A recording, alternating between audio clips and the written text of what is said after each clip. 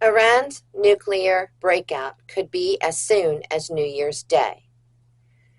This is from an article from the New York Post. The link is down below in the first comment or in the description, whichever one. This is written by Mark Toth. He writes on national security and foreign policy, and also by Colonel retired Jonathan Sweet, who served 30 years as a military intelligence officer. It remains far too quiet in the White House this Christmas season. Iran alarmingly is on the cusp of building a nuclear bomb, and the current administration appears oblivious, not shockingly so, that we are now on the eve of potential Armageddon in the Middle East. Yuletide gifts for Iranian Supreme Leader Ali Khamenei in the form of more economic sanction relief will not stop the Ayatollah from achieving his military goal of turning Iran into a nuclear power as a counterweight to Israel's nuclear arsenal. Tehran is only days away from a nuclear breakout, not weeks, not months, days. Iran already possesses sufficient mass of 60% highly enriched materials to assemble nuclear bombs, and has the centrifuge capacity needed to reach 90% enrichment, the level required to sustain a nuclear chain reaction. In November, the latest quarterly report from the International Atomic Energy Agency, IAEA, warned that Iran's stocks of enriched material and its centrifuge capacity combined are sufficient to make enough weapon-grade products for 6 nuclear weapons in 1 month, 8 in 2 months, 10 in 3 months, 11 in 4 months, and 12 in 5 months. Problem is it only takes 1. Equally disconcerting, the IAEA also noted that not only was there little Iranian cooperation over the last 2.5 months, but also that Iran shows no real willingness to cooperate in the future. Why should they?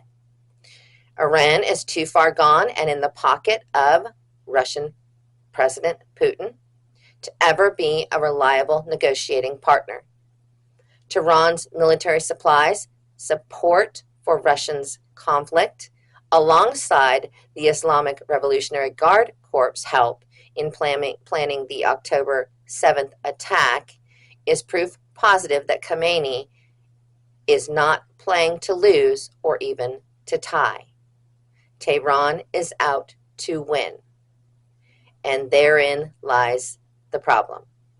Winning is the most challenging word in the dictionary to commit for our current U.S. president and his national security team, Lloyd Austin, Anthony Blinken, and Jake Sullivan.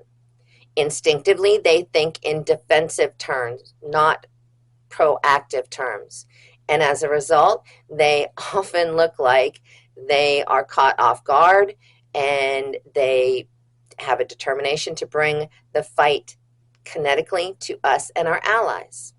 Tehran is confident that this White House will not take any meaningful action that would force Iran to change its calculations in pursuit of becoming a nuclear power.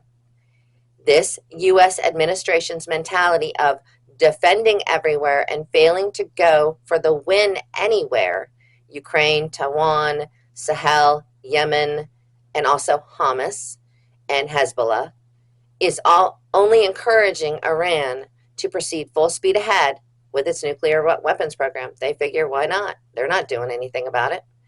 Striking empty buildings of Iranian-sponsored militias in Syria and Iraq, who repeatedly attack U.S. forces and installations, has not been an effective deterrent, do you think?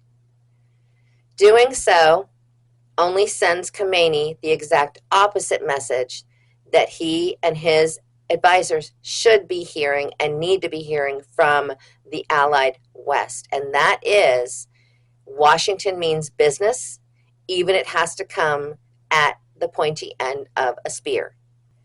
And of course, the whole militarily sitting back and allowing the Houthis to attack commercial shipping and U.S. naval assets in the Red Sea, the Gulf of Aden, and Bab el-Mandeb, Strait, sends the right message. We're just sitting back and allowing this to happen. Protecting commercial shipping with a coalition naval task force is a step in the right direction. In the meantime, the Pentagon should consider striking launch points for ballistic missiles and drones in Yemen every time the Houthis attack. U.S. inaction will become paralysis if Iran gets the bomb. They'll have us over a barrel. Iran's nuclear breakout could be as soon as New Year's Day. That's what, 4 days away?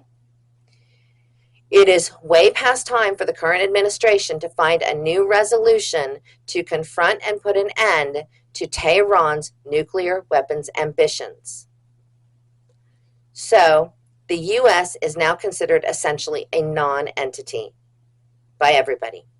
Countries that were formerly under some type of control regarding WMD and nuclear programs are now in a free-for-all because they know that there will be little to no consequences for their actions. And they're ganging up. That's the other scary thing. They're forming partnerships against the countries they see as their former oppressors, specifically the U.S. and Western European nations.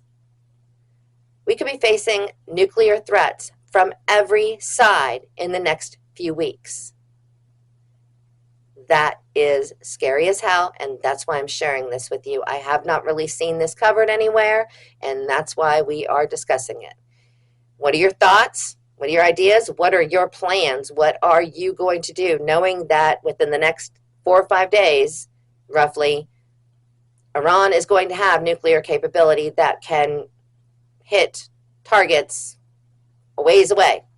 So what are your plans regarding this information? Are you going to do anything? Are you going to do anything more?